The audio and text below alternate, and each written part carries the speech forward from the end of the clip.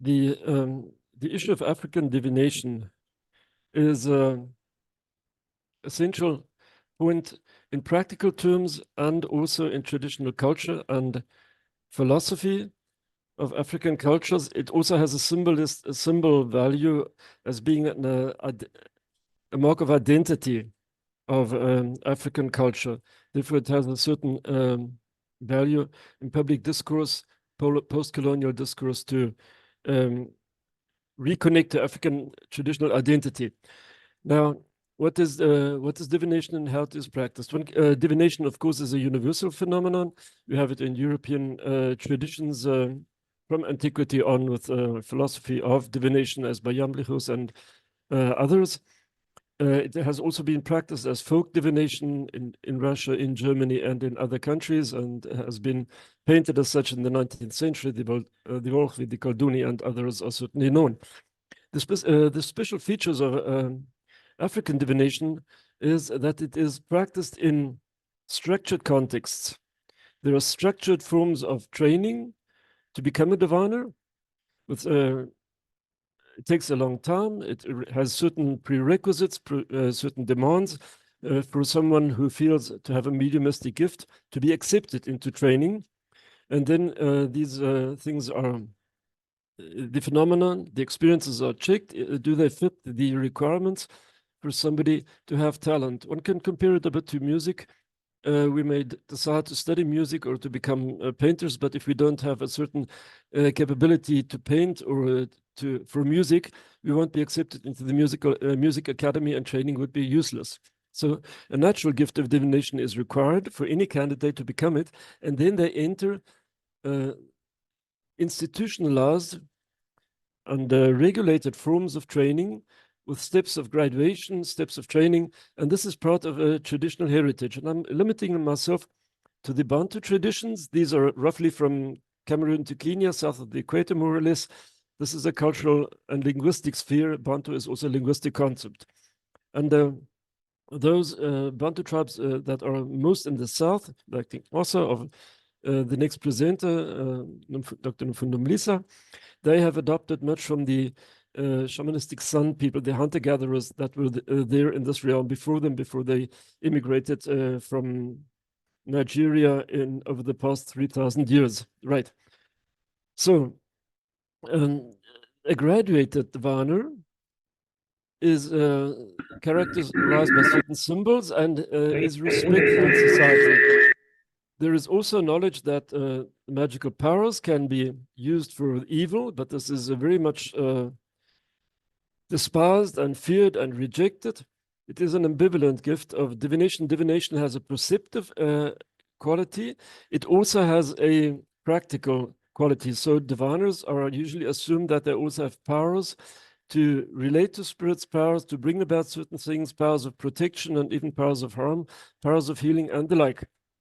Dr. Now, this has been part of traditional society. Yes, please. Dr. Kleinhempel, could you please command when to change the slides? Yes, please. This is a general introduction. I will go to the next slide. You have it. This is a photograph that my father took. He was a missionary in northern South Africa, which shows us the traditional setting. Here you see the diviner sitting on a mat with his regalia of his profession, the beads that show to which spirits he's connected, that he's graduated, and so on.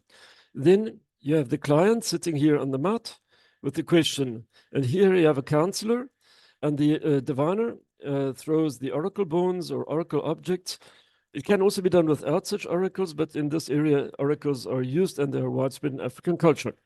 Then we also see a further assistant. The red and white and black are symbols. This is probably an assistant diviner or someone in training. And here we have 3 drums.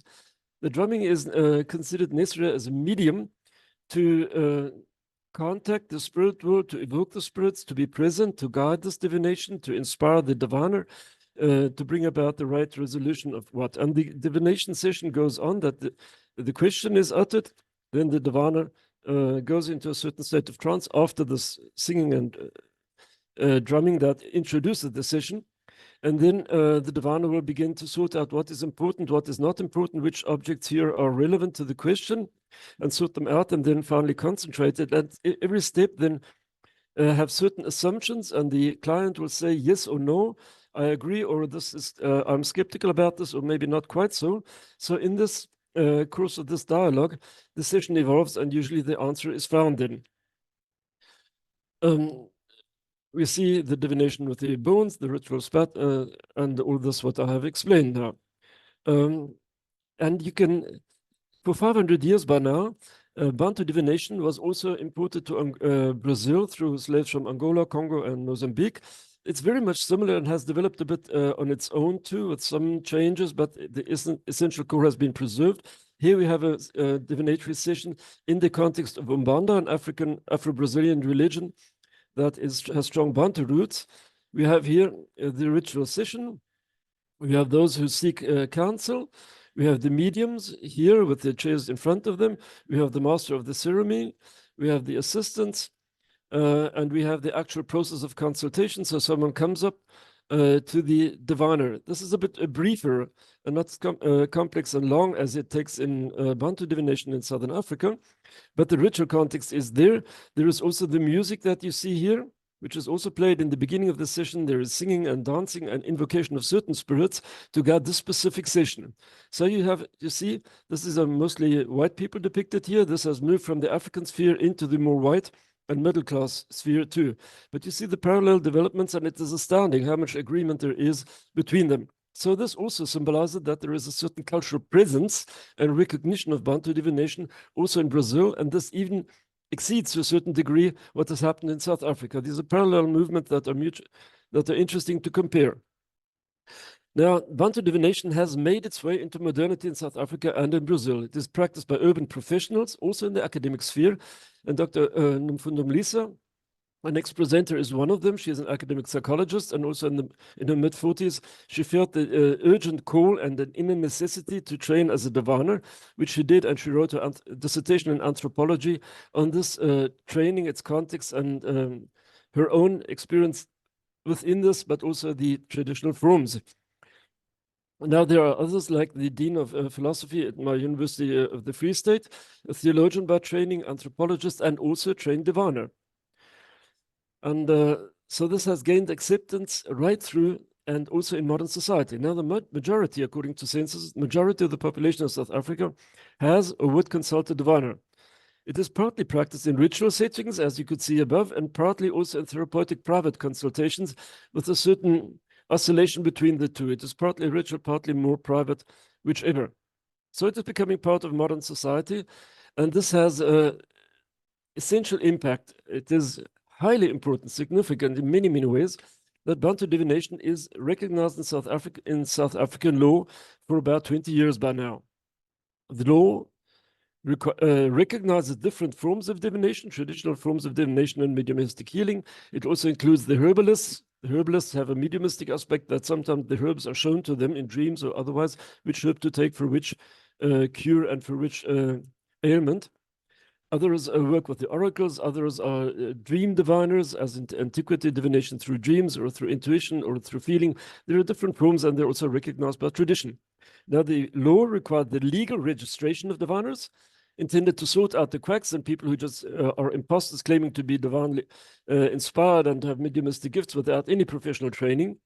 And it tries to regulate this field also for the protection of the customers and for the protection of the reputation. It calls for professionalization and supervision by regulatory bodies that are thus also acknowledged by South African law.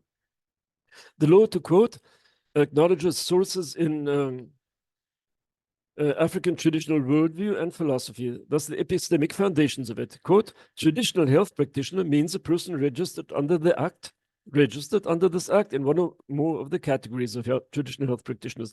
Traditional philosophy, as the basis, means indigenous African techniques, principles, theories, ideologies, beliefs, opinions, and customs, and use of traditional medicines communicated from ancestors, which means from spirits, to descendants, or from generation to generation, with or without written documentation, whether supported by science or not, and which are generally used in traditional health practice, which means it refers to the established practices, also to inspiration by ancestral spirits and through the culture and oral tradition. And all of this is acknowledged, recognized, and endorsed in law, and the law also requires the further development of this.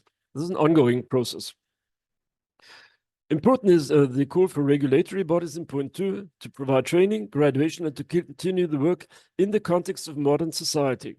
And point 3, it calls for the integration of these forms with other therapeutic disciplines, as in psychology or in medicine, and these are viewed as complementary.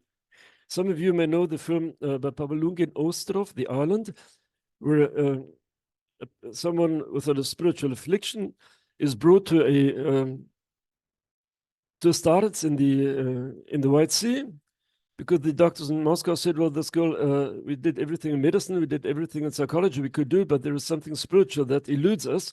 This girl should be brought by her father to a starets who can treat her for the divine, for the spirit affliction that she may have, for the possession and whatever. So these 3 dimensions are recognized. They're also recognized in traditional culture, and it is also here in the law implicitly stated this is a unique phenomenon, a unique practice that cannot be reduced neither to medicine nor to psychology, but complements them. And the law secures Bantu divination and its epistemological basis a legitimate place in modern society, calling for further integration and not for reductionist dissolution.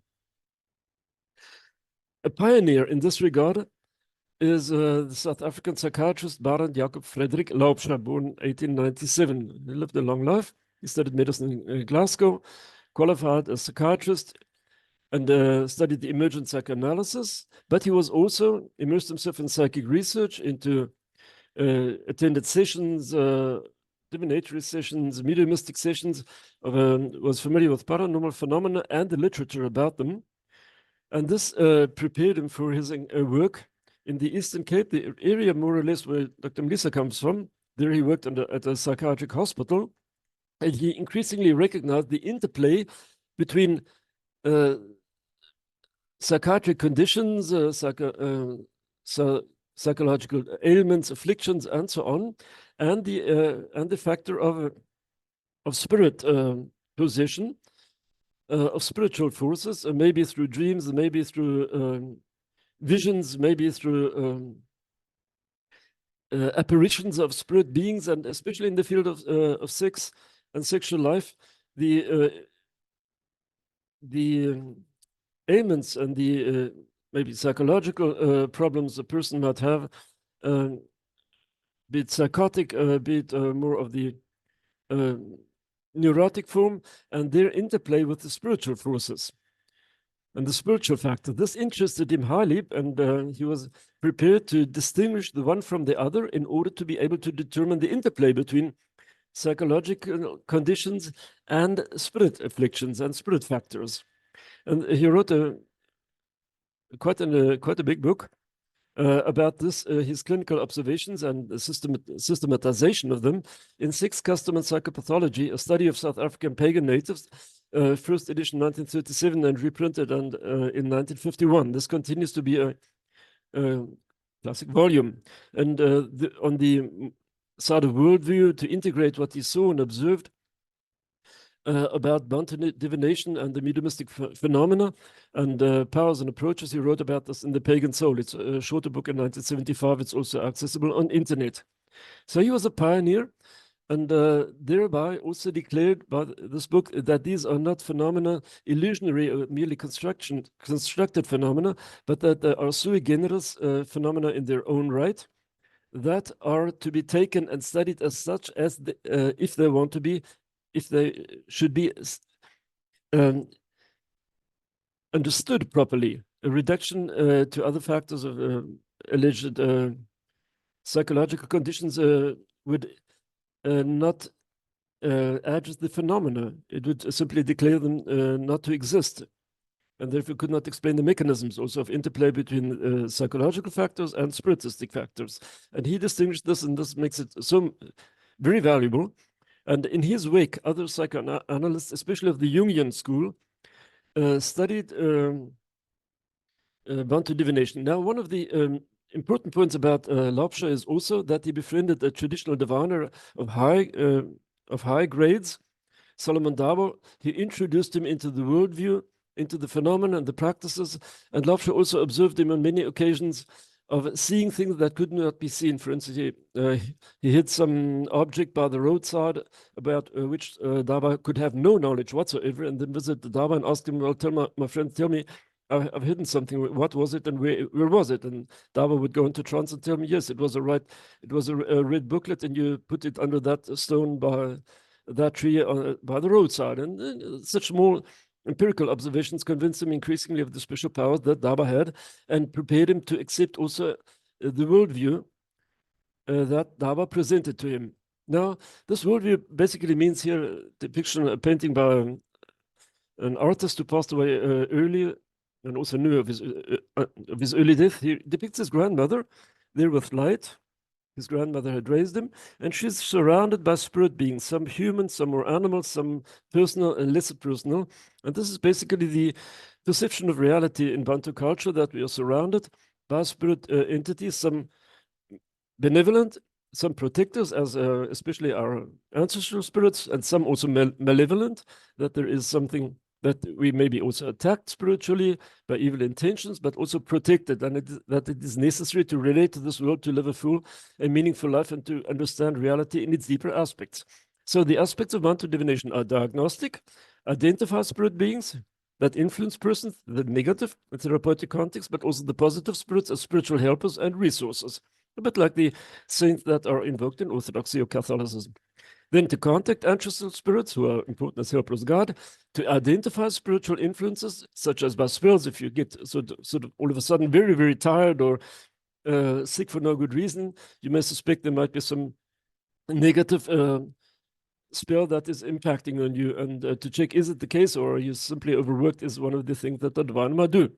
Then also to see things outside the horizon of ordinary perception, like to retrieve lost or stolen cattle. That is a standard trope in the Eastern Cape. When cattle are stolen, to call a diviner and tell me, oh, where is it? The same is, by the way, also recorded in the Old Testament, in the Bible, when King Saul was found by the prophet to become the future king. The whole story developed around stolen donkeys or lost donkeys that the diviner, the prophet, had to find. So this is a general, very ancient tradition. Then Bantu divination is thus on the boundary of a wider understanding of general reality as extended naturalism and of religious features.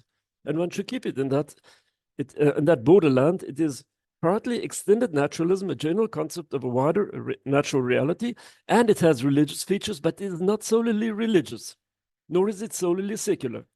It has aspects of both and reaches into both. And this is what the reason why it could be translated into, adopted by some forms of African Christianity. It is not purely religious, and to claim it would be purely religious would mean to miss out the phenomena.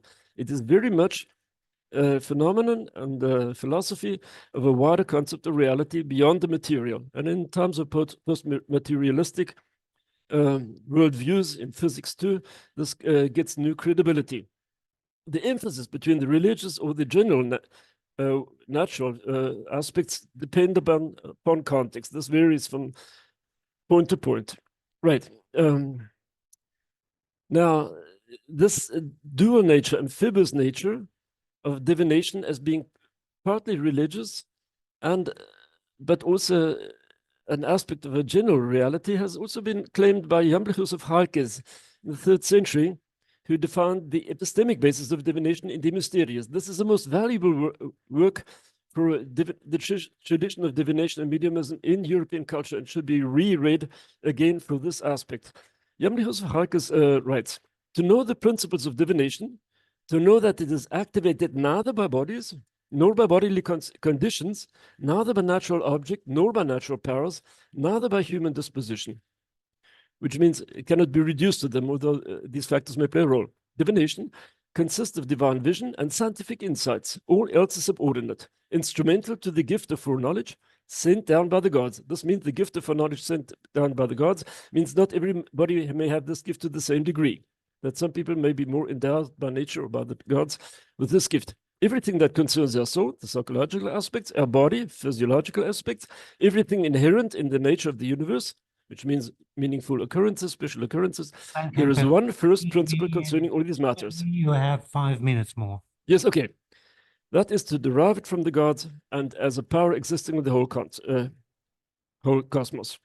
This also was influenced Carl Gustav Jung, who was a bit ambivalent about the cosmological and psychological, and the discursive strategy that Jung used was to claim that the whole cosmos is in the soul itself, which made it easier to present this in the context of society.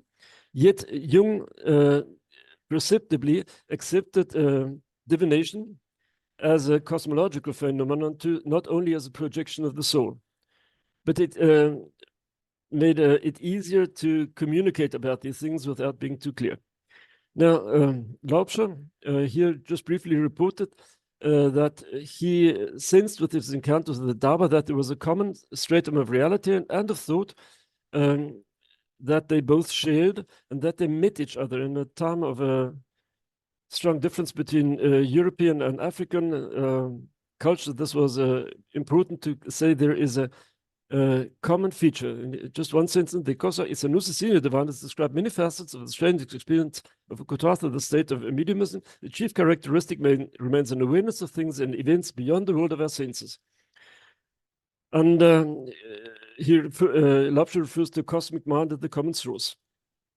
Now, the Jungian analysts, due to this tradition that goes back to Jamblichus through Carl Gustav Jung, they were pioneers in striving for the acceptance of Bantu divination as something to be taken serious. And the same process is also going on in Brazil. I've met with Jungian analysts of Brazil, and who resort to Jung as the epistemological basis for the acceptance and study and adoption of mediumism, Bantu mediumism especially, but also influenced by Kardasism in Brazil, to make it part of the professional training and sensitization. This is an ongoing process, and it is being studied by Jungian analysts, which means it enters the center of European tradition of psychoanalysis and psychotherapy. It also went to Germany through Brazilian immigrants. Here is a school of mediumism by the couple Marinho Goebel, and some of the practices, more of the Kardasism and Bantu divination interact in Brazil, and how this is practiced and how this is to be done. So this is spreading from the periphery, Bantu culture, through Brazil to Europe too. It also moved from the more African, Afro-descendant realms into white, upper middle class Brazilian culture and practice of some of in hospitals, in medical professions, and so on. So the outlook is that South African law indeed provides a basis and calls for the further development, professionalization, and for the as the discourse we're doing right now, to discuss mediumism, to identify its aspects, and to introduce it into academic culture and also into practice, therapeutic practice, medical practice, or whichever practice that there might be. This is an ongoing process. It's in the beginning. It has its basis in a post-materialistic worldview that facilitates this process, and it remains a task for further deliberation. In practice, this means to take students, like here of the University of Zululand, where I graduate, to a traditional diviners clinic or a healing village, and to encounter and see how that's work in practice. Thank you very much for your attention and for the possibility to present here. Thanks a lot. Thank you, Dr. Kleinhempel. And now we are ready to listen to the questions. Are there any? Yes, I'm trying to, where are we now? Let me see. I have not have the,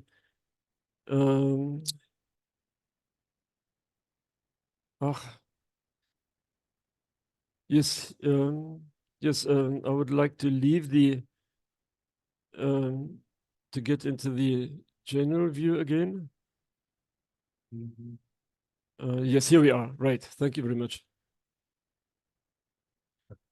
Yes. Наталья, ваш вопрос. Наталья, есть слово. Да.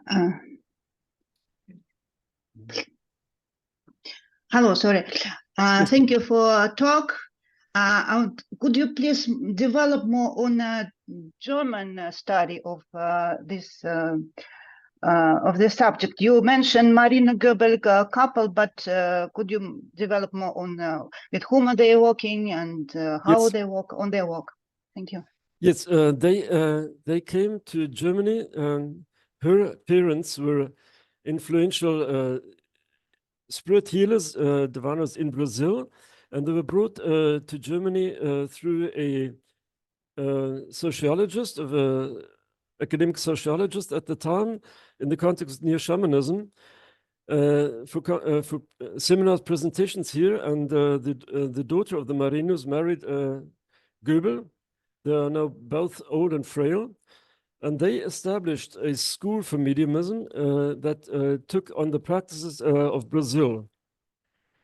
In Brazil, there is a certain literature developed in the context of Kardecism, in Sao Paulo especially, and by certain Guimarães, and they also, fortunately, also looked at Bantu divination and introduced some aspects of Bantu divination that are complementary to the Kardecist, and created the literature. If you are interested in this, I'll gladly send you literature on it or connections. And I heard that the Brazilian school has continued and is being further practiced and also studied by Jungian analysts, by a section of spiritual work group in the Association of Jungian Analysts in Brazil. In Germany, unfortunately, the Corona crisis brought a cessation of the activities, and now the Dagobert Goebel has suffered a stroke, is not able to work anymore. So there is a tradition that is breaking off right now, and there is no succession in view, in sight, unfortunately. That's pity. Thank you very much. Yes. Thank you. Thank you, Dr. Kleinhempel. Нет. Извините, что у нас? We have another question.